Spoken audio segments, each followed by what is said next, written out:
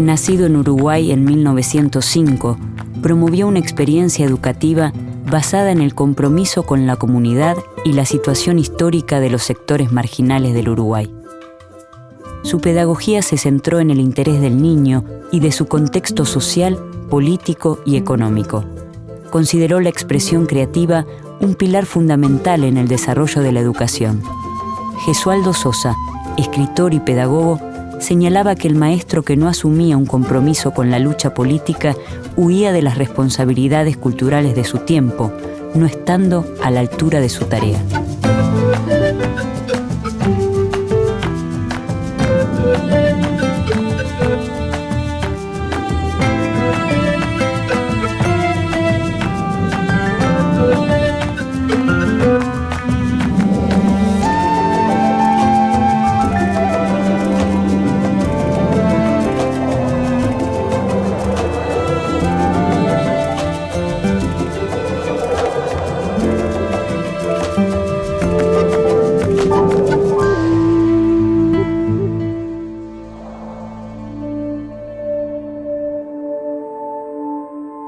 El 22 de febrero de 1905, Jesús Aldo Sosa Prieto, conocido como Gesualdo Sosa, nace en Tacuarembó, República Oriental del Uruguay.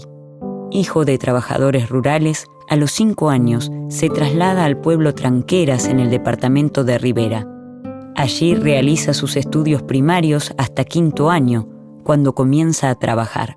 En 1921, ingresa al Instituto Normal de Varones y, 4 años después, culmina sus estudios recibiéndose de maestro.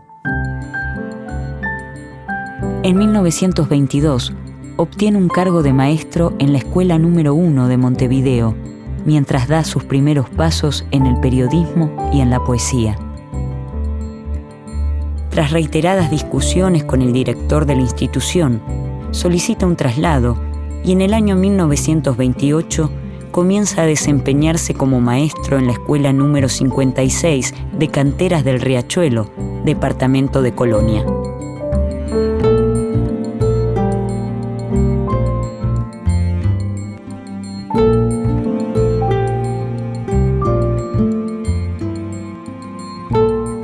Impulsado por la actividad económica del puerto de Buenos Aires, el pueblo de Canteras del Riachuelo lo abastece con piedra y cemento, lo que genera un repentino crecimiento de su población. Los alumnos de la escuela provienen de contextos familiares, sociales y económicos en los que las vidas de los niños son signadas por el hambre, la explotación y el trabajo duro. Que en una pequeña escuela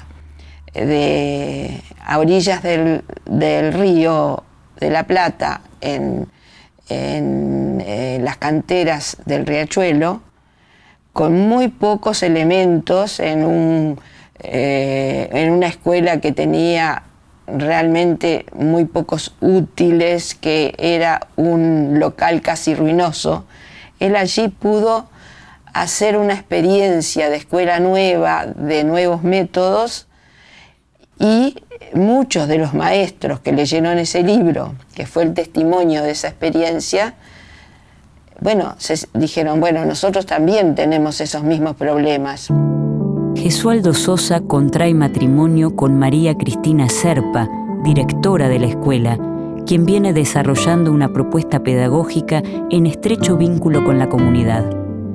Gesualdo profundizará esa propuesta para desarrollar su principal experiencia educativa. Él empieza a poner en juego una serie de ideas que él tenía planteado, vinculados justamente con esta cuestión de la importancia que tiene la expresión del niño, ¿no? Entonces él dice, le estamos enseñando algo que en realidad es un recurso expresivo y que si diéramos la oportunidad permitiría que ese niño pudiera expandirse, ¿no? Y de ahí el hecho de que los niños en la escuela escribían poesías, y de hecho uno de sus libros es precisamente una compilación de poesías escritas por sus alumnos.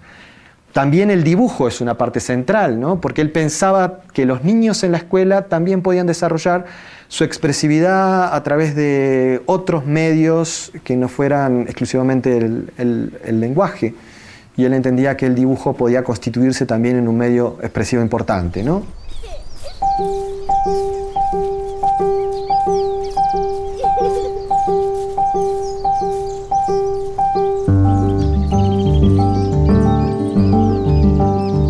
Gesualdo y su compañera María Cristina elaboran un programa de ensayo denominado Programa de Extensión Cultural, que articula la necesidad de dar respuestas a las carencias educativas del medio rural y la importancia otorgada a la expresión creadora del niño.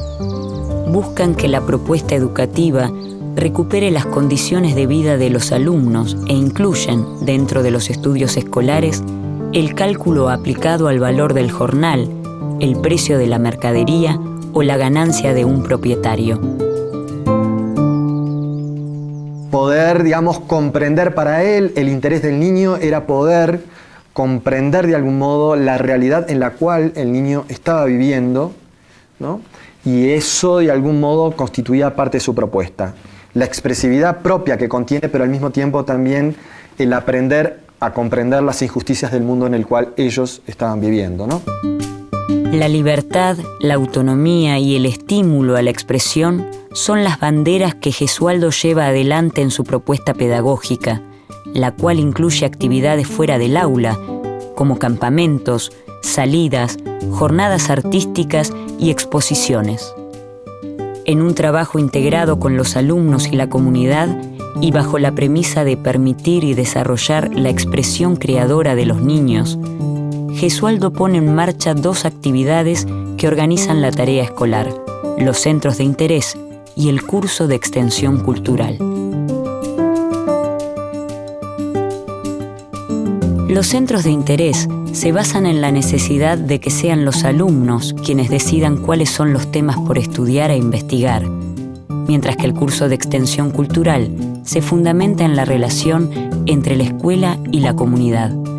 Se explora el entorno natural y social, y la propia escuela se convierte en un centro cultural local. Se realizan en ella representaciones teatrales, festivales y se publica un periódico escolar llamado El Marrón, nombre inspirado en la herramienta utilizada por los trabajadores de la cantera para romper la piedra. Es un estudioso de otros temas que justamente para los que se inspiró también en Simón Rodríguez y en Martí y en Mariátegui, que es el tema de educación y trabajo, de que la escuela debía tener talleres, debía tener huerta, debían los niños educarse no solamente en la parte intelectual, sino que también eso debía estar vertebrado con la parte de educación por el trabajo y por lo manual. Un contexto político caracterizado por el ascenso de los fascismos, la polarización del campo político e intelectual y la Guerra Civil Española afianza la posición política de Gesualdo.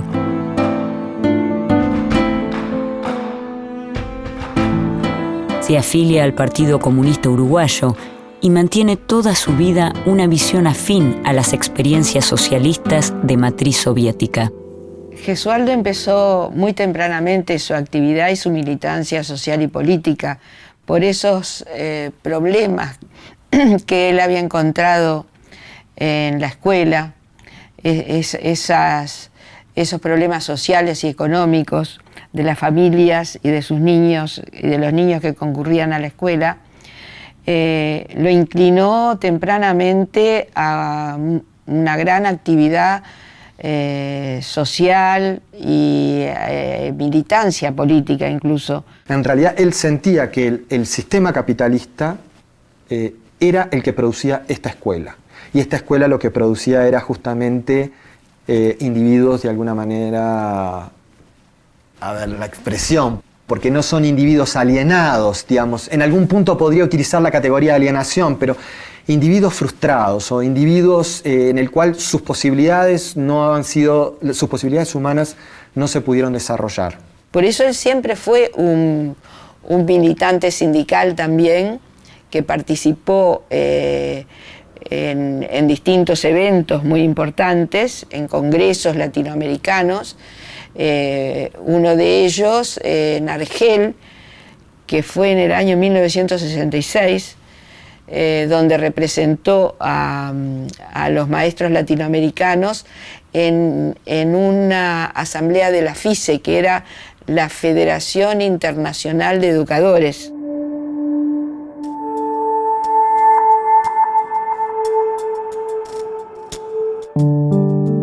Gesualdo se presenta como una figura típica del romanticismo pedagógico revolucionario, que conduce en soledad una experiencia que luego tendrá gran impacto en el mundo educativo. Siente la artificialidad de la tarea escolar en un medio al que califica de rural y pobre. En 1935, basado en la experiencia de canteras del Riachuelo, publica Vida de un maestro. La escuela, nuestra escuela, qué gran mentira de la que soy cómplice. Tómense notas, biografías, perfiles, háganse comparaciones, escalas, estadísticas, para ir a parar a jugar al truco en el boliche a los 13 años. Tremenda mentira la de esta escuela falsa. Hoy tenemos registro de alguna manera, podemos recuperar la experiencia de canteras de Riachuelo. ¿Por qué? Porque él escribe justamente este libro que es Vida de un maestro. Y esto fue realmente un impacto, porque no solamente interesó a los maestros, sino también al público en general. Y se convirtió extrañamente en un bestseller. En realidad es una novela pedagógica y él dice que es una novela autobiográfica, pero no una novela que relata la biografía del maestro, sino de la autobiografía de la escuela, donde los personajes de la novela son los personajes de sus alumnos. ¿Por qué interesó tanto a los maestros? Porque los maestros en ese momento estaban en una búsqueda de cambios de la pedagogía y de renovación de los métodos pedagógicos que se estaban usando hasta ese momento. Y el libro es interesante hasta desde el punto de vista de la escritura, porque si uno se pone a pensar, digamos, la manera que él transmite su experiencia es muy vívida y también y es muy respetuosa de sus alumnos, ¿no? Sus alumnos son de alguna manera parte de los personajes de esta historia. En Vida de un maestro cuenta la visita a la fábrica Kasdorf de productos lácteos que existía en Colonia en ese momento, y que allí los niños no solamente se ocupaban de ver todo el procedimiento de las elaboraciones de productos que hacían, sino, y esto a veces molestaba a algunas personas, los niños iban con preguntas concretas sobre cuánto ganaban, cómo era la legislación laboral, se ocupaban de esos aspectos que también para los niños era una educación muy importante, para que después ellos, cuando tuvieran que trabajar, supieran cuáles eran sus derechos. Las fuertes críticas que realiza a través de Vida de un maestro al sistema educativo y social no tardan en tener sus consecuencias. Este ensayo va a tener como repercusiones que no eran del todo las que Gesualdo esperaba, ¿no? Porque, bueno, obviamente que hay, al relatar la vida de los estudiantes, de los alumnos y de las familias, a mucha gente del lugar este libro le cayó muy mal. Y a las inspecciones de primaria en particularmente también. Y esto por una serie de acción, digamos, también situaciones poco felices llevan a que, digamos, finalmente Gesualdo termine siendo expulsado de la escuela, ¿no? Después de Vida a un maestro, el segundo tomo de Vida a un maestro es Fuera de la escuela, que es el segundo, digamos, la continuación de alguna manera de la novela pedagógica, pero ya de alguna forma una experiencia que había concluido y abre como una nueva etapa. Gesualdo se va de Canteras de Riachuelo y bueno, y también termina separándose de su compañera, que era la directora de la escuela, ¿no?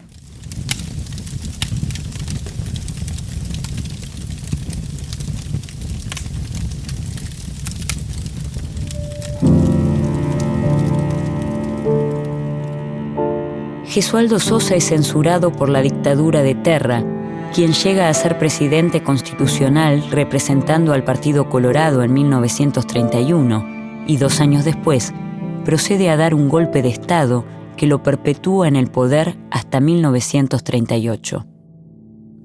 A pesar de la censura, el libro no solo agota rápidamente su primera edición publicada en Buenos Aires por la Sociedad de Amigos del Libro Rioplatense, sino que se difunde por todo el mundo de habla hispana. Gesualdo es convocado desde distintos lugares de la Argentina para dar cursos y conferencias. En 1940, la repercusión de su obra lo lleva a México, donde colabora en el proyecto educativo de Lázaro Cárdenas. Y de ese viaje sale un largo reportaje que le hace un periodista mexicano, del cual después Gesualdo escribe un libro sobre la cultura y los problemas de la educación en Latinoamérica. También más adelante lo invita Fidel para participar en la campaña de alfabetización y también organiza la Facultad de Pedagogía de La Habana. Gesualdo toma notoriedad y es convocado para dar cursos en diversos países de América, Europa, Asia y África. En ellos lleva siempre las producciones de sus alumnos como prueba concreta de lo que plantea.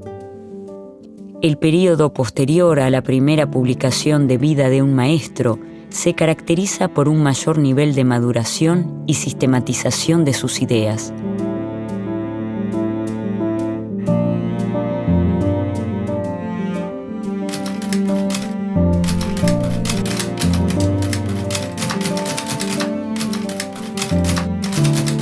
En 1950 publica La expresión creadora del niño, donde desarrolla teorías articuladas con ciertas posiciones afines a la denominada Escuela Nueva, una propuesta en auge en la primera mitad del siglo XX. La Escuela Nueva consta de un conjunto de elementos que se oponen a la llamada escuela tradicional, como por ejemplo, la centralidad del alumno en el proceso pedagógico y el rescate de las posibilidades educativas del hacer. Él plantea de alguna manera, hace una interpretación muy particular de la Escuela Nueva y de la propuesta de la Escuela Nueva, de la cual el eje, en el cual él se ubica es la importancia de la expresividad. Es desde la expresión que el niño entra en contacto con el mundo y puede apropiarse con el mundo. Entonces dice, la escuela está invirtiendo, ¿no? Los términos. En lugar de generar las condiciones para que el niño pueda expresarse en su lengua materna, en realidad le enseña idioma español. A la ronda de San Miguel, el que se ríe se da el cartel. 1, 2, 3. A través de la publicación La expresión creadora del niño, Gesualdo afirma que no hay ser humano que no sea capaz de lograr una expresión original como forma de traducir sus propias experiencias de vida y de apropiarse de los conocimientos de manera más efectiva y duradera. Según Gesualdo, hay que facilitar que la expresión siga su curso natural de maduración sin represiones para llegar a ser creadora, ya que todos los individuos disponen de una expresión particular que se manifiesta en algún material. La palabra, la línea, el ritmo, la forma, la imagen les deben servir para su comunicación y el desarrollo propio y comunitario. Él profundiza el tema de la despersonalización en el libro La expresión creadora. En esa época, estamos en el año 1950, cuando él publica este libro, no era tan corriente hablar de alienación como después. Pero él incluso menciona la palabra alienación en libros que dejó inéditos. Al niño se le somete a ideas y a concepciones que el niño no es capaz de resolver por sí mismo, de analizar por sí mismo, de dar sus propias ideas con respecto a eso, es decir, desarrollar la expresión creadora que tiene el niño, se le despersonaliza. Eso es lo que él critica fundamentalmente en ese libro a la escuela.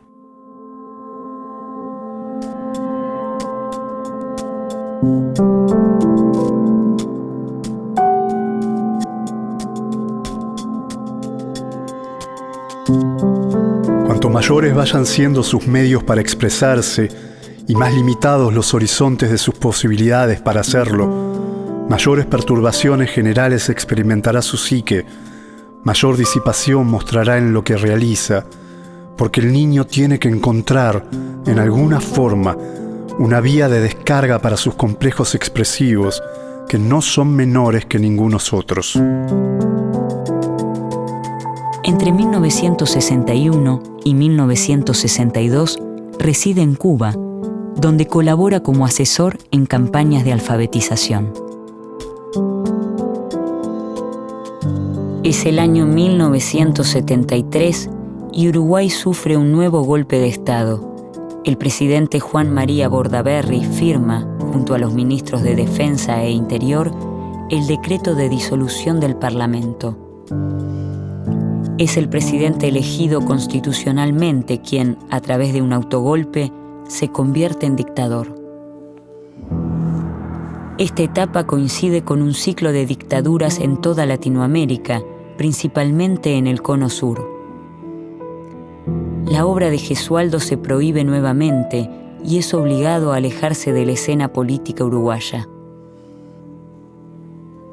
En 1982, Gesualdo Sosa muere en Montevideo sin llegar a ver el retorno de la democracia en su país.